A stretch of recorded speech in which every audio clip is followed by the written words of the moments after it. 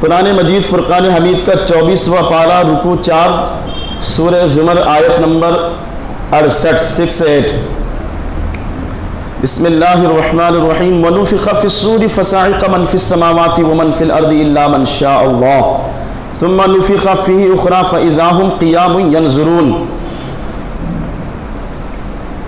اور جب سور پھونکا جائے گا تو بے ہوش ہو جائیں گے جتنے آسمانوں میں ہیں اور جتنے زمین میں ہیں۔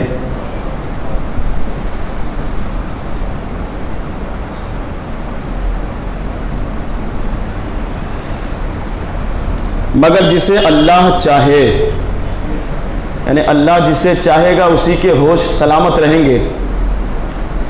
پھر جب دوبارہ سور پھونکا جائے گا جبھی وہ دیکھتے ہوئے کھڑے ہو جائیں گے۔ بہت سارے مضامین، بہت سارے ٹاپک ہمارے سامنے تھے،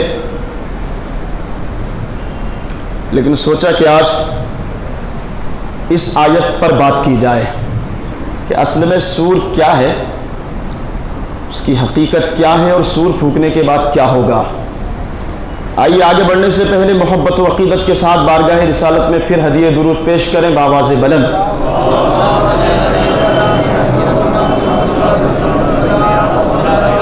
اللہم صلی علی سیدنا و مولانا محمد معدن الجود والکرم وآلہ الکرام وابنہ الکریم مبارک وسلم صلاۃ و سلاما علیک یا رسول اللہ صلی اللہ تعالی علیہ وسلم۔ آپ نے علماء کی زبان سے تقریروں میں سنا ہوگا کہ سور پھونکنے سے قیامت واقع ہوگی، یعنی جب سور پھونکا جائے گا۔ اسی موضوع کو اور کئی مقامات پر اللہ تبارک و تعالیٰ نے ذکر فرمایا، خاص طور پر سورہ حاقہ پارہ 29 میں بھی اس موضوع کو ذکر کیا گیا کہ جب سور پھونکا جائے گا تو زمین و آسمان وحملت الارض والجبال فدکۃ دکۃ واحدہ،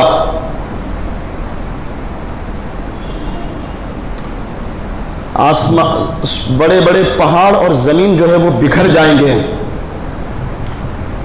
تو سوال یہ ہے کہ آخر سور ہے کیا اور کون اسے پھونکیں گے؟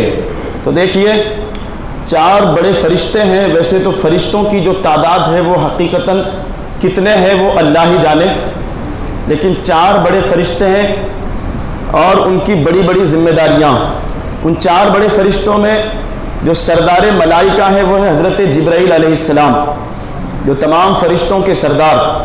حضرت جبرائیل علیہ السلام کا کام یہ ہوتا تھا کہ وہ اللہ کا پیغام نبیوں تک لاتے تھے۔ ہمارے آقا صلی اللہ تعالیٰ علیہ وسلم کی خدمت میں 24,000 مرتبہ حضرت جبرائیل تشریف لائے۔ قرآن کی آیتیں لے کر حضور کے پاس پہنچتے تھے۔ دوسرے بڑے فرشتے ہیں حضرت میکائیل علیہ السلام۔ میکائیل علیہ السلام کی ذمہ داری اور ڈیوٹی جو ہے وہ بارش کہاں برسانی ہے اور کتنی برسانی ہے، یہ ذمہ داری حضرت میکائیل علیہ السلام کی۔ چوتھے بڑے فرشتے کا نام ہے اسرافیل علیہ السلام۔ تیسرے اور جو چوتھے بڑے فرشتے ہیں وہ ہے عزرائیل علیہ السلام، جن کا کام ہوتا ہے روح قبض کرنا۔ اب یہ بھی جو ہے قابل غور اور قابل بحث بات ہے کہ دنیا بھر میں ایک ساتھ سینکڑوں لوگوں کی موت ہوتی ہے، تو کیا حضرت عزرائیل ہر جگہ پہنچ جاتے ہیں؟ کیسے انہیں پتہ چلتا؟ یا کہیں کوئی وبا پھیلتی ہے جیسا کہ پچھلے 2 سالوں میں کرونا میں ہوا، لاکھوں موتیں ہوئی، کیسے پتہ چلتا ہے حضرت عزرائیل کو؟ یہ قابل بحث بات ہے۔ تو ایک ساتھ دنیا بھر میں لاکھوں موتیں جب ہوتی ہے تو وہ کیسے پہنچتے ہیں؟ وہ پہنچ جاتے ہیں ہر جگہ۔ کائنات جو ہے نا، پوری کائنات، انسان سمجھتا ہے کہ میں ہی سب کچھ ہوں، نہیں میرے بھائی، کائنات حضرت عزرائیل کی یہ جو ہے نا ہتھیلی کی طرح ہے۔ ایسی ایسی مخلوقات اللہ نے پیدا فرمائی۔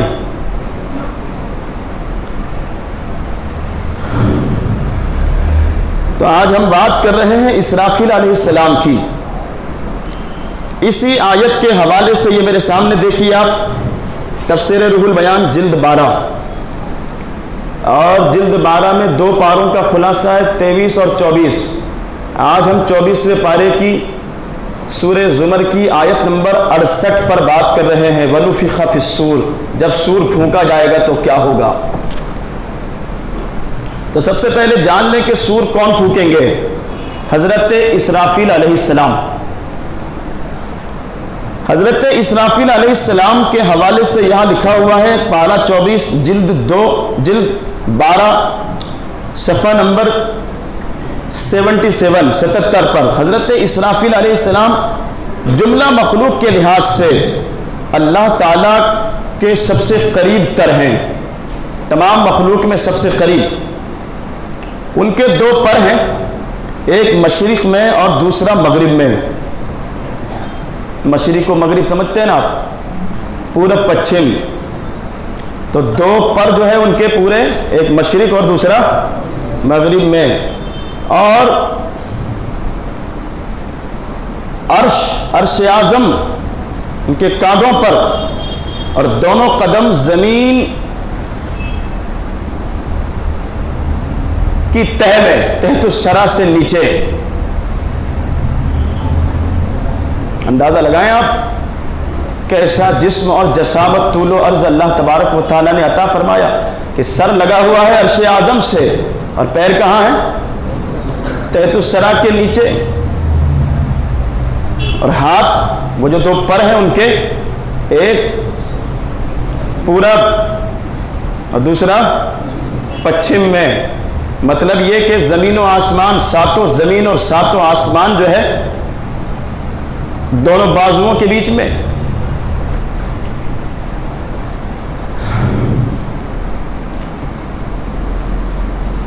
یہاں تک کہ ان کے دونوں قدم زمین کی گہرائی کے اختتام کے بعد 100 سال کی مسافت سے اور آگے بڑھے ہوئے ہیں، یعنی زمین ختم ہو گئی، اس کے بعد بھی اتنے نیچے تک ہیں کہ کوئی 100 سال بھی اگر سفر کرے نا تب وہاں پہنچے گا۔ یہ کس کی بات ہو رہی ہے؟ حضرت اسرافیل علیہ السلام۔ یہ وہ فرشتہ ہے جسے سور پھونکنے کی ذمہ داری دی گئی ہے۔ وَنُفِخَ فِي الصُّورِ، قرآن کہہ رہا ہے جب سور پھونکا جائے گا تو آسمانوں میں اور زمینوں میں جو کچھ ہے نا سب بے ہوش ہو جائیں گے، کسی کو ہوش نہیں رہے گا، جسے صرف اللہ چاہے گا وہی ہوش میں رہے گا۔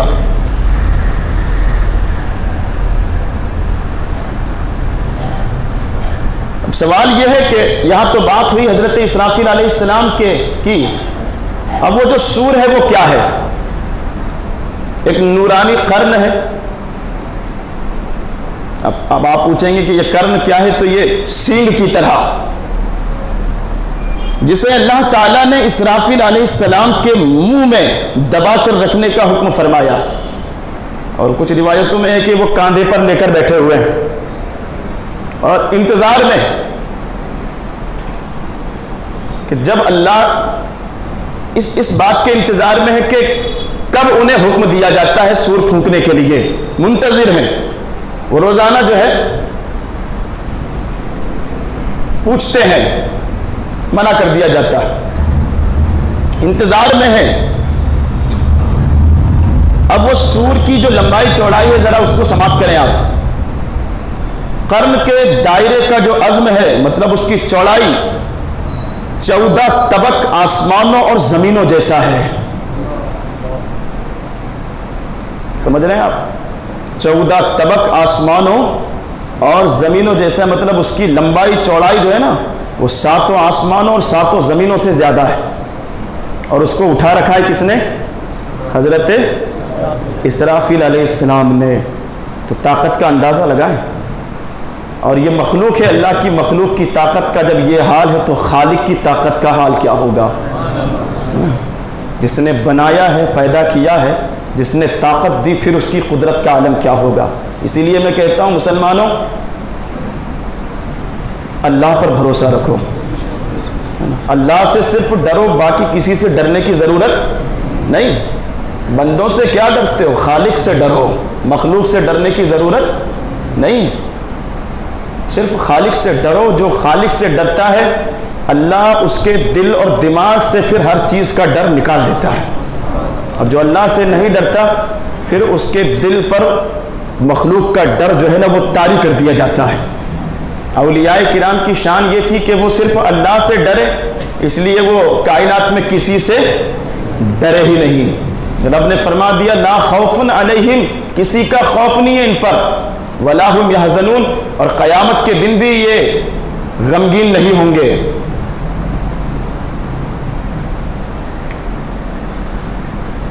درود پاک پڑھیں۔ مولاي صل وسلم دائما ابدا على حبیبک خیر الخلق کلہم۔ تو مخلوق کی طاقت کا یہ حال، حضرت اسرافیل علیہ السلام اس سور کو اٹھائے ہوئے ہیں جس کی لمبائی اور چوڑائی 14 طبق آسمانوں اور زمینوں جیسی۔ حضرت امام غزالی رحمت اللہ تعالی علیہ نے فرمایا کہ قرن نور کا ہے۔ کس چیز کا بنا ہے؟ نور کا بنا ہے۔ اس کے 14 دائرے ہیں، 14 دائرے، ہر دائرہ زمین و آسمان کے برابر۔ اس میں اوپر سوراخ ہے اور اسی سے جو ہے انہیں پھونک مارنے کے لیے کہا جائے گا۔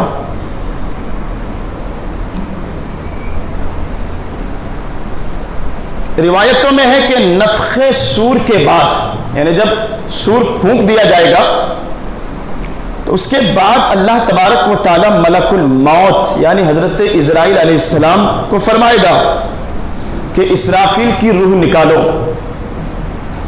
وہ جو سور پھونکنے والے تھے نا، ان کی روح نکالنے کا حکم ہوگا۔ تو ملک الموت حضرت اسرافیل علیہ السلام کی روح قبض کریں گے۔ اب اسرافیل کی روح قبض کرنے کے بعد پھر خدا پوچھے گا کہ بتاؤ اب کون کون بچا ہے، اب اور کون کون بچا ہے کائنات میں، کون کون بچا ہے دنیا میں۔ تو ملک الموت عرض کریں گے کہ مولا جبرائیل و میکائیل اور ملک الموت، یعنی میں جبرائیل اور میکائیل علیہ السلام۔ اللہ تبارک و تعالیٰ فرمائے گا کہ میکائیل کی روح قبض کرو۔ یہ میکائیل وہی ہیں جو بادلوں کو برسنے کا حکم دیتے ہیں۔ پوری فوج ہوتی ہے فرشتوں کی ان کے ساتھ، اور بادلوں کو گھیر کر جہاں اللہ کی مرضی ہوتی ہے وہاں لے جا کر برساتے ہیں۔ آپ نے دیکھا ہوگا کہ وہ جو بجلیاں گرتی ہے اور چمک کی آواز آتی ہے وہ کیا رہتا ہے؟ وہ فرشتوں کے کوڑوں کی آواز ہوتی ہے۔ جب لوگ زکوٰۃ ادا نہیں کرتے تو بارش بستیوں کے بجائے پھر پہاڑوں میں برسائی جاتی ہے، یا وہ جو رحمت کی بارش ہے اسی کو عذاب میں بدل دیا جاتا ہے، پھر وہ سیلاب کی شکل اختیار کرتی ہے اور جدھر پھر وہ جاتی ہے سب کچھ تہس نہس اور برباد۔ ان کی روح قبض کرنے کا حکم ہوگا کہ میکائیل کی روح قبض کرو۔ میکائیل کی روح قبض ہوگی۔ پھر پوچھے گا کہ اب بتاؤ کون؟ تو ملک الموت عرض کریں گے کہ مولا اب صرف ملک الموت اور جبرائیل تیری ذات کے علاوہ۔ اچھا یہاں ایک چیز اور بھی ہے، اللہ تبارک و تعالی ملک الموت کو اپنی موت سے پہلے، یعنی جو خود موت کا فرشتہ ہے نا اس پر بھی موت آئے گی، اور ان کی موت سے پہلے حکم ہوگا کہ جاؤ ابلیس کی روح قبض کرو، میرے غیظ و غضب کا لباس پہنو۔ اور حضرت عزرائیل علیہ السلام کو اللہ تبارک و تعالی بے حساب طاقت عطا فرمائے گا۔ فرشتوں کی ایک بڑی جماعت اور ایک بڑا لشکر لے کر حکم ہوگا کہ جاؤ اس ملعون کی روح قبض کرو۔ جب اس اسرائیل پہنچیں گے تو پتہ ہے کیا ہوگا؟ ابلیس کا جو ساری انسانیت کا دشمن، اولاد آدم کا دشمن، جب دیکھے گا کہ اسرائیل علیہ السلام اس کی روح قبض کرنے کے لیے آ رہے ہیں تو یہ بھاگے گا۔ حضرت اسرائیل علیہ السلام ڈانٹ کر اور جھڑک کر کہیں گے او دشمن خدا رو، کہاں بھاگتا؟ آج زمین کی وسعتیں تجھے بچا نہیں پائے گی. یہ جو کائنات ہے نا، کائنات میں چھپنے کی جگہ تجھے نہیں مل پائے گی، کہاں بھاگتا؟ تو دہشت طاری ہوگی حضرت اسرائیل علیہ السلام کی آواز کو سن کر. بھاگ کر مشرق میں پہنچے گا، دنیا کا سرا جہاں سے سورج طلوع ہوتا ہے، لیکن جب وہ بھاگ کر وہاں پہنچے گا تو اپنے سامنے حضرت اسرائیل کو پائے گا. زمین میں گوتا لگائے گا، زمین کے اندر، زمین میں گوتا لگا کر وہ پہنچ جائے گا مغرب میں جہاں سورج ڈوبتا ہے. جب وہاں پہنچے گا تو وہاں بھی حضرت اسرائیل کو اپنے سامنے پائے گا. سمندر میں چھپنے کی کوشش کرے گا تو سمندر اٹھا کر باہر پھینک دے گا اس کو. کہاں چھپتا؟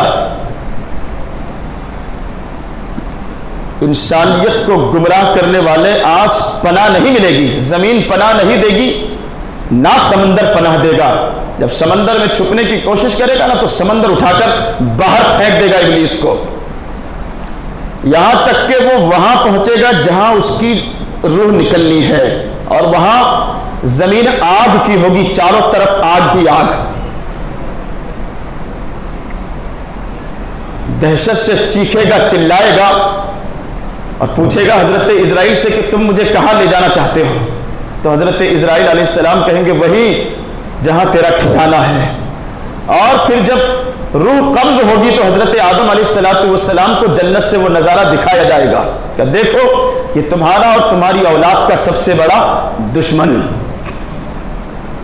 جس وقت حضرت آدم علیہ السلام کی موت کا وقت قریب آیا تو آپ کو افسوس ہوا تھا کہ مولا جو میرا اور میری اولاد کا سب سے بڑا دشمن وہ آج خوش ہوگا میری موت پر. تو اللہ تبارک و تعالیٰ نے فرمایا آدم غم نہ کرو، تمہارے انتقال کے بعد، وفات کے بعد تم جنت میں رہو گے، لیکن یہ ملعون ہمیشہ ہمیشہ جہنم میں رہے گا. اور اتنا ہی نہیں، جتنے لوگ جہنم میں ہوں گے ان سب کے برابر عذاب اس ابلیس کو دیا جائے گا. جتنے لوگ جہنم میں ہوں گے سارے جہنمیوں کے عذاب کے برابر آگ کی کرسی پر بٹھا کر زنجیروں سے اسے باندھ دیا جائے گا. حضرت آدم علیہ السلام کو وہ منظر دکھایا جائے گا کہ دیکھو آج تمہارے دشمن کی اور تمہاری اولاد کے دشمن کی موت کا وقت ہے. حضرت آدم علیہ السلام وہ منظر ملاحظہ کریں گے، آگ پر لوٹ رہا ہوگا اور پوچھے گا کہ بتاؤ مجھے کہاں لے جاؤ گے؟ روایتوں میں ہے، احادیث میں ہے کہ اس وقت جو حضرت اسرائیل علیہ السلام کا حلیہ ہوگا، حلیہ جس حلیے میں وہ ہوں گے نا، اس حلیے کو اگر دنیا دیکھ لے تو ساری دنیا ان کے حلیے کو دیکھ کر ہی دہشت سے مر جائے. ایسا ان کا حلیہ ہوگا کہ دنیا دیکھ لے تو دہشت سے مر جائے. بات آ گئی ہے تو سنیے، ایسے ہی ڈراؤنے حلیے میں وہ کافروں کی روح نکالنے کے لیے پہنچتے ہیں. اور مومنوں کی جب بات آتی ہے، ایمان والوں کی، تقوی والوں کی جب بات آتی ہے تو حضور نے فرمایا تھا کہ اسرائیل جب بھی میرے کسی امتی کی روح قبض کرنے کے لیے جانا، نرمی کے ساتھ پیش آنا، نرمی کے ساتھ پیش آنا کہ وہ بڑے کمزور ہوں گے. یہ احسان ہے حضور کا آپ پر. مت بھولو، جہاں ماں باپ کام نہیں آئیں گے، کوئی رشتہ ناتا کام نہیں آئے گا، وہاں حضور کام آئیں گے. مت بھولو، قبر میں کوئی نہیں آئے گا بچانے، وہاں حضور آپ کو بچانے تشریف لائیں گے. مت بھولو، میدان محشر میں نفسی نفسی کا عالم ہوگا، پل صراط پر، حوض کوثر پر، وہاں حضور آپ کو بچانے تشریف لائیں گے.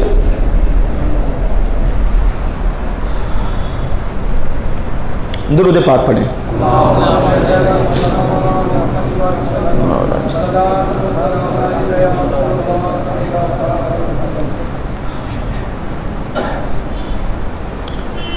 لہذا آقا علیہ الصلوۃ والسلام کے غلاموں، حضور کے احسان کو مت بھولو. پیدا ہوئے تو پیدا ہوتے ہی سجدے میں سر اور امت کی مغفرت کی دعا، ربی حبلی امتی، ربی سلم امتی، مولا میری امت کو میرے حوالے فرما دے، ربی سلم امتی، میری امت کو سلامتی عطا کر دے۔ زندگی بھر امت کا غم، دنیا سے تشریف لے گئے تو قبر میں ہونٹ ہل رہے تھے، کسی صحابی نے ہونٹ کے پاس کان لگائے تو وہاں بھی زبان سے آخری وقت ہے، لوگ اپنی اولاد کو یاد کرتے ہیں، اپنے مال و دولت کو یاد کرتے ہیں، اپنا چھپا ہوا خزانہ یاد کرتے ہیں کہ میں نے یہاں اتنے رکھے ہیں، وہاں اتنے رکھے ہیں، نکال لینا۔ لیکن قبر میں بھی امت کی یاد، آخری وقت ہے، وہاں بھی ربی سلم امتی کی صدائیں جو ہے وہ زبان سے جاری ہے۔ قبر میں کوئی نہیں آئے گا بچانے، لوگ چلے جائیں گے، جو انتہائی قریبی ہے نا وہ بھی 1-2 دن 2-4 دن روئیں گے، چیخیں گے، چلائیں گے، وہ بند ہو جائیں گے۔ پہلے تو بھی لوگ 3 دن غم مناتے تھے، افسوس کرتے تھے، 3 دن کا سوگ ہے نا حدیث شریف سے کہ مرنے والے کا سوگ کم از کم کتنے دن؟ 3 دن۔ اب تو 3 دن بھی سوگ نہیں کرتے، کل انتقال ہوا، آج گوشت مانڈے کی دعوت چل رہی ہے، 12 گھنٹے کے بعد گوشت مانڈے کی دعوت، وہ بھی باقاعدہ دعوت نامے کے ساتھ، گھر گھر جو ہے وہ دعوت پہنچ رہی۔ نعوذ باللہ من ذالک، یہاں ہوتا ہے نہیں، وہ نہیں پتا مجھ کو۔ میں نے سیندوا میں دیکھا، رات کے 8 بجے جو ہے باپ کو سپرد خاک کیا، جب نماز جنازہ میں نے پڑھائی، صبح فجر کی نماز کے بعد بولے حضرت وہ سی ایم کی فاتحہ کے لیے چلنا ہے۔ میں نے یہ کون سی سی ایم کی فاتحہ، ابھی تو 12 گھنٹے بھی نہیں ہوئے۔ کہا نہیں آپ تو چلو، کہا ٹھیک ہے چلو۔ سوم کی فاتحہ ہو گئی فجر کے بعد، اب عصر کے بعد بولے چلو چہلم کی فاتحہ کے لیے چلنا ہے۔ میں نے یہ کیا مذاق بنا کے رکھا ہے دین کا،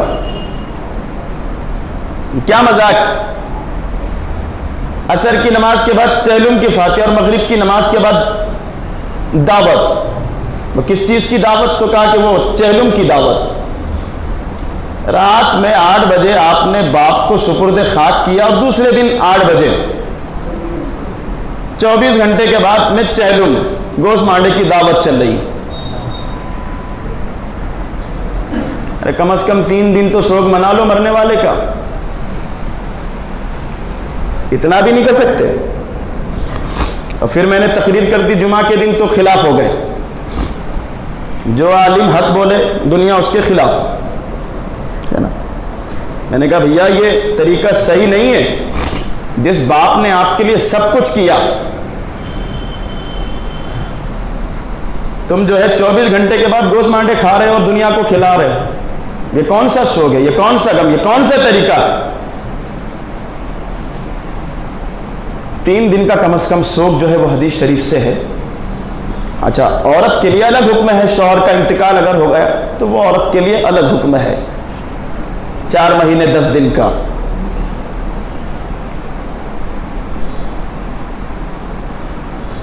تو کہنے کا مقصد یہ تھا کہ اب تو مرنے کے بعد بھی لوگ زیادہ دن افسوس نہیں کرتے، کوئی جو ہے غم نہیں کرتا، لیکن ایک ذات ہے کہ جس کو آپ کی فکر ہے، ایک ذات ہے جس کو آپ کی فکر ہے، آپ کی پرواہ ہے۔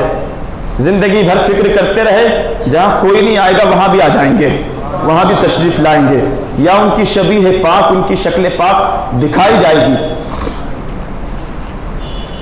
اچھا ایک مسئلہ اور، مرنے کے بعد جب کسی کو دفن کر دیں تو حکم ہے کہ اتنی دیر کم از کم قبر کے پاس رکو جتنی دیر میں ایک اونٹ ذبح کر کے کھال نکال کے گوشت بنا کے اس کا گوشت تقسیم کیا جائے۔ کتنا وقت لگے گا یہ پورا کام کرنے میں؟ کتنا وقت لگ جائے گا؟ کم از کم 1-8 گھنٹہ ہے نا، پون گھنٹہ لگ جائے گا۔ چلیے تو حکم ہے کہ کم از کم اتنی دیر قبر کے سرانے رکو، کہ نئی جگہ ہے، نیا ماحول ہے، پہلے زمین کے اوپر تھے اب زمین کے اندر ہے۔ ابھی زمین کے اوپر جو ہے آپ ذرا باہر ننگے پیر چل کر دکھاؤ، کتنی گرم ہے نا زمین، وہ مٹی کتنی گرم، اس مٹی کو ڈال دیا ہوا ہے آپ کے جسم کے اوپر، دائیں بائیں آگے پیچھے کدھر بھی جو ہے ٹہلنے کے لیے اور نکلنے کے لیے جگہ نہیں ہے نا، مختصر سی جگہ ہے، اور اوپر مٹی کا بوجھ ہے آپ کے اوپر، گرم مٹی، گرمی کے دن سوچو کیا کیا کیا گزرتی ہوگی، کیا بیتتی ہوگی۔ تو وہاں پر وہ مردہ جو ہے نا وہ جاتے ہوئے دیکھتا ہے اپنے رشتہ داروں کو، اپنے گھر والوں کو کہ جا رہے ہیں سب، جوتوں کی آواز سنتا ہے، فریاد کرتا ہے وہ، تو وہاں حکم ہے کم از کم اتنی دیر تو رکو تاکہ اس کو تسلی رہے. جب کوئی بیٹھا رہتا ہے نا قبر کے پاس سرانے یا پیروں کی طرف سرانے بیٹھنے، تو اس کو تسلی رہتی ہے، اس کو تسلی دیتے رہو، قرآن شریف کی تلاوت کرتے رہو. اب تو اتنی دیر بھی نہیں رکتے لوگ، دفن کیا کہ بھاگے نکل کے وہاں سے. تو اپنے مرحومین کی بھی فکر کریں، ماہ رمضان چل رہا ہے نا، اپنوں کی فکر کیجئے. بات یہ تھی کہ جہاں کوئی پرواہ نہیں کرتا وہاں ایک ذات ہے جسے اللہ نے رحمت للعالمین بنا کر دنیا میں بھیجا. رحمت للعالمین، سارے جہان کے لیے رحمت. وہ رحمت عالم قبر میں بھی تشریف لائیں گے، وہاں بھی آپ کی جو ہے وہ سفارش میدان محشر میں، پل صراط پر، میزان پر، حوض کوثر پر، ہر جگہ جو ہے وہ امت کے لیے اللہ تبارک و تعالیٰ کی بارگاہ میں سفارش اور فریاد کرتے ہوئے نظر آئیں گے. لہذا ان کو نہ بھولیں، ان کا احسان نہ بھولیں، یاد رکھیں، ان کو راضی کرنے پھر آپ نے سب کچھ حاصل کر لیا، اور ان کو اگر ناراض کر دیا تو سب کچھ ہو کر بھی کنگال ہے بندہ.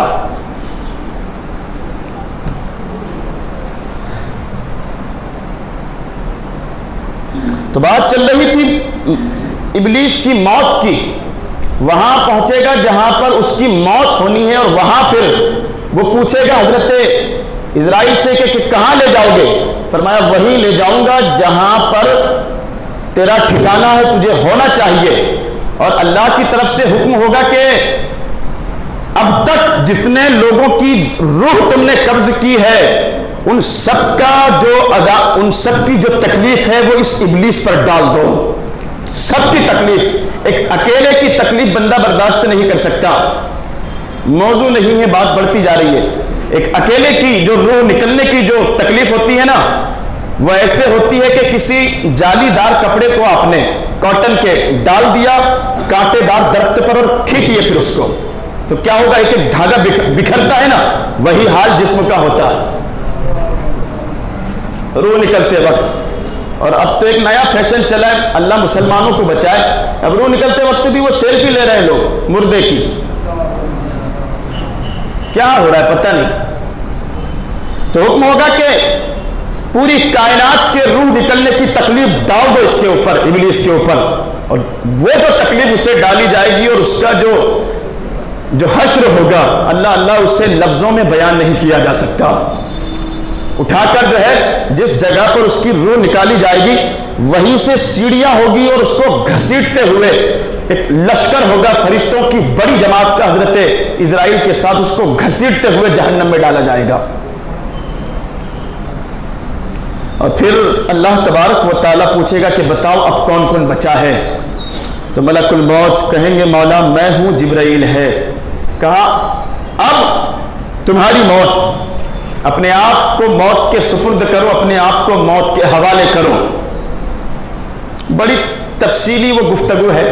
حضرت اسرائیل جو سب کی روح نکالنے والے ہیں ان پر موت مسلط کر دی جائے گی. اب بچے کون؟ حضرت جبرائیل علیہ السلام. تب اللہ تبارک و تعالیٰ پوچھے گا اے جبرائیل بتاؤ اب کون کون بچا ہے؟ تو جبرائیل کا ادب دیکھیں. جبرائیل عرض کریں گے یا ذل جلال والاکرام، تیری ذات ہمیشہ سے ہے اور ہمیشہ رہے گی. تیری ذات دائم اور باقی ہے، ہمیشہ سے ہے، ہمیشہ رہے گی. کل شیء ہالک الا وجہہ، تیری ذات کے علاوہ ہر ایک کو فنا ہونا ہے، مٹنا ہے. مولا جب پوچھا جائے گا کہ اب بتا کون کون بچا ہے تو عرض کریں گے جبرائیل مولا تیری ذات جو ہمیشہ سے ہے ہمیشہ رہے گی، اور تیرا یہ بندہ جبرائیل فانی ہے، اسے بھی موت کے گھاٹ اترنا ہے. تو اس ادب کی وجہ سے حضرت جبرائیل کا جو ادب ہوگا نا، اس ادب کی وجہ سے حضرت جبرائیل علیہ السلام سے رب فرمائے گا کہ جبرائیل اب تم پر بھی موت آنی ہے۔ تو جیسے ہی حضرت جبرائیل سنیں گے تو سجدے میں گریں گے۔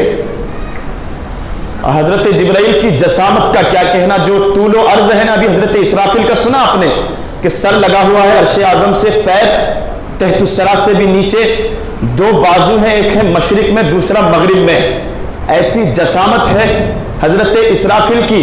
لیکن حضرت جبرائیل علیہ السلام کے تعلق سے حضور فرماتے ہیں 600 بازو اور پر اللہ نے عطا فرمائے،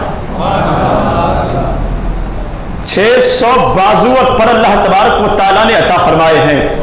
اور وہ ایک دریا ہے، اس دریا میں جب غوطہ لگاتے ہیں اور اس غوطے سے باہر نکل کر وہ جو پانی ان کے بازو اور پروں میں ہوتا ہے، جب وہ چھڑکتے ہیں اسے تو ان کے اس پانی کے ہر قطرے سے اللہ تبارک و تعالیٰ ایک فرشتے کو پیدا فرماتا۔ پھر بات کریں گے حضرت جبرائیل علیہ السلام کی عظمت و شان پر۔